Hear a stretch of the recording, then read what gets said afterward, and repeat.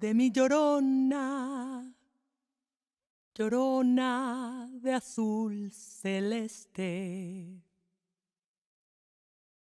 Ay de mi llorona, llorona de azul celeste.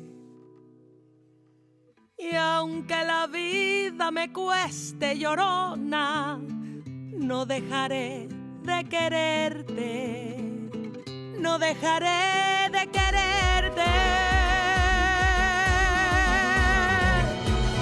Me subí al pino más alto, llorona, a ver si te divisaba. ¡Basta ya!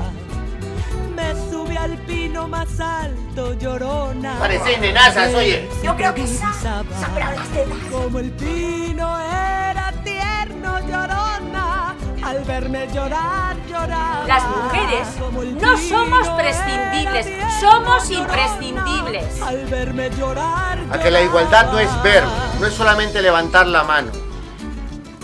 Es vivenciarlo. Es llevarlo a la coherencia en nuestros más mínimos actos. He tenido un sueño, pero un sueño fantástico.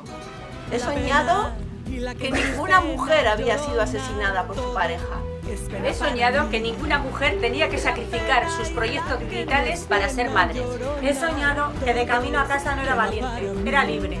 He soñado que los cánones de belleza y los cuentos de hadas no existían. He soñado que ninguna mujer ha sido agredida o violada. Que podía caminar por la calle sola, sin miedo, a la hora que quisiera. Lo dijo el poeta. Podrán cortar todas las flores, pero nunca,